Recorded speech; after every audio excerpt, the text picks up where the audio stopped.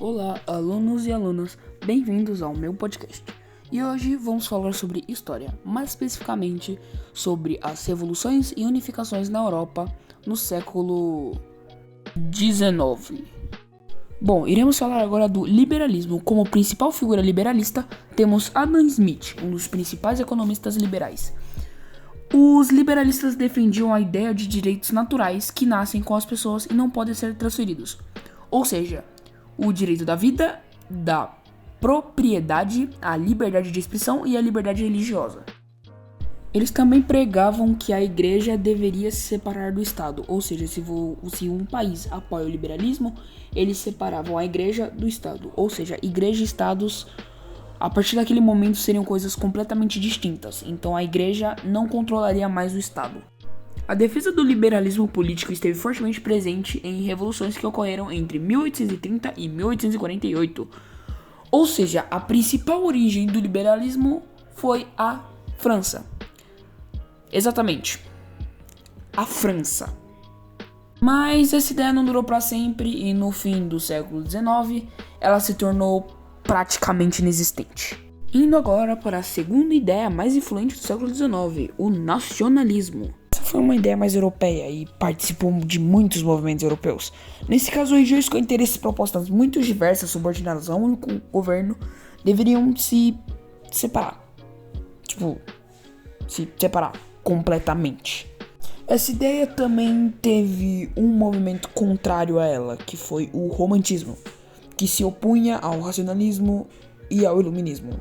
Indo para a terceira e última ideia mais influente do século XIX, o socialismo. O socialismo não se desfez, inclusive temos um país socialista até hoje, que no caso é a Rússia. Mas o que eles defendiam? Eles defendiam a justiça social e criticavam a competição. Eles preferiam promover formas de se unirem do que promover formas de crescimento individual. Naquela época existiam várias diversidades de ideias socialistas, como o socialismo utópico, o socialismo científico e o anarquismo. O francês chamado Charles Fourier foi exatamente o cara que fez toda a ideia de socialismo utópico. Mas o que seria um socialismo utópico? O socialismo utópico seria um grupo de pessoas apresentando visões para direcionar a sociedade a um certo rumo, como se fosse, por exemplo, um compartilhamento de ideias. O alemão chamado Karl Marx foi responsável por gerar toda a ideia de socialismo científico. Ou seja, ele, assim como Charles Fourier, foi quem teve a ideia do o que é um socialismo científico, que é o que a gente vai ver agora. O socialismo científico foi uma teoria política onde um grupo de pessoas analisava o capitalismo e propunha formas e ideias para acabar ou neutralizar o capitalismo. E como último exemplo dessas ideias, temos o anarquismo. O anarquismo, assim como o socialismo, não acabou. Anarquismo existe até hoje. E como a principal figura anarquista temos Mikhail Bakunin. E suas 5 principais ideias anarquistas eram: a primeira, homens privilegiados são corrompidos. Segunda, os privilégios tendem a liberar instituições governamentais. 3, as instituições governamentais se tornam corruptas. 4, a população é explorada. E 5, para que todos alcancem a liberdade plena, toda autoridade deve ser rejeitada. Agora para as posições das igrejas no novo cenário social. Perante todas essas crises, como já esperado, as igrejas foram completamente contra as ideias sociais. Com isso, elas criticaram a aberta contra os feitos do capitalismo, abertura de instituições cristãs, apelo ao Estado e apoio da organização de trabalhadores. E, através de todos esses métodos citados, foi criado o Exército da Salvação, que praticamente é um conjunto de militares que lutam pela igreja. Por isso, eles recebem o nome de Exército da Salvação. E no meio católico também havia grande ênfase assistencial, no caso, a posição da igreja. Ou seja, em meio a todo esse caos, foi declarado guerra à pobreza. Ou seja, usando o Exército da Salvação, a igreja declarou guerra contra os pobres. E em 2004 foi estabelecido completamente pela Igreja Católica o Compêndio da Doutrina Social da Igreja. Agora iremos entrar na chamada Era das Restaurações, de 1815 a 1830. Mas afinal, o que seria a chamada Era das Restaurações? A chamada Era das Restaurações gira em torno dos destacados princípios da legitimidade política e territorial, da solidariedade militar e do equilíbrio das forças hegemônicas europeias. O princípio da solidariedade militar se formou a Santa Aliança, como ficou conhecida. Baseava-se na ideia de união de forças militares entre várias nações absolutistas. Também tivemos o princípio do equilíbrio das forças hegemônicas europeias, cujo principal objetivo foi uma espécie de divisão do continente europeu em áreas de influência. E por último, temos o princípio da legitimidade política e territorial, que visava a reconstrução aproximada dos limites territoriais de cada nação.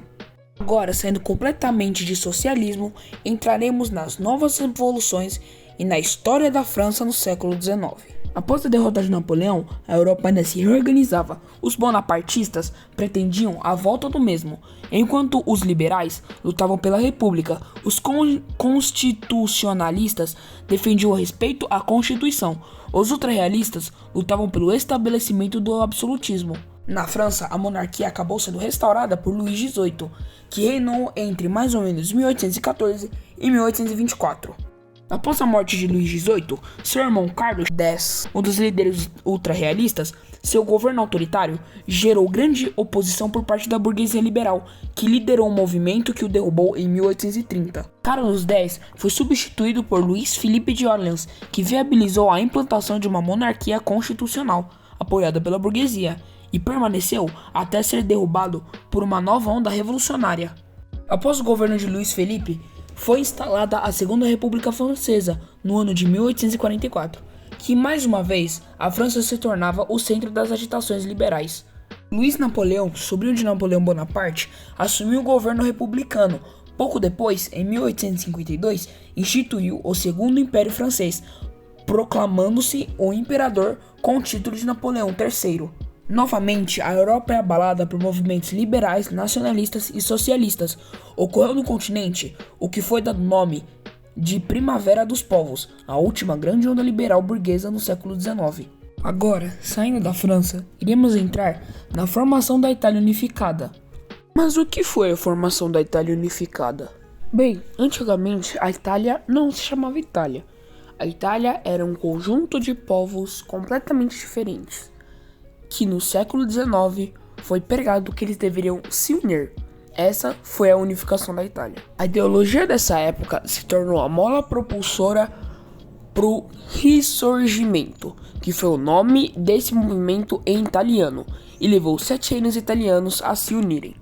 Depois disso, a Itália ficou caracterizada pelos movimentos nacionalistas regionais, onde destacavam-se os carbonários, representados pela pequena burguesia. Mas o que seria o nacionalismo regional? Nada mais é do que a ideologia política que adora um país ou a nação. Isso pode ter origem entre culturas e línguas. Mas quem eram os carbonários? A Carbonaria foi uma sociedade secreta e revolucionária que atuou na Itália, França, Portugal, Espanha e Uruguai nos séculos 18 e 19, fundada na Itália por volta de 1810. A sua ideologia assentava-se em valores patrióticos e liberais. Nessa época também se destacaram Giuseppe Mazzini, Giuseppe Garibaldi, Camille de Cavour e o Papa Pio X. Agora vamos sair da Itália e vamos tratar a formação do Segundo Império Alemão. Após a unificação da Itália e a divisão da França com a Alemanha pelo Tratado de Verdun, formou-se o Sacro Império Germânico, que é considerado o primeiro Reich. Também foi estabelecido pelo Congresso de Viena a Confederação Germânica. Após o fim de conflitos, tivemos o Segundo Reich, posteriormente sucedido pela República de Weimar, e o Terceiro Reich, como Hitler se referia à sua época. O grande articulador na unificação alemã foi o nobre prussiano Otto von Bismarck. Agora vamos falar sobre a Comuna de Paris. Mas o que foi a Comuna de Paris? A Comuna de Paris, que durou de 15 de março a 26 de maio, foi um governo revolucionário socialista. Bom, é isso. terminamos o conteúdo e o meu podcast. Muito obrigado pela atenção e até um próximo trabalho.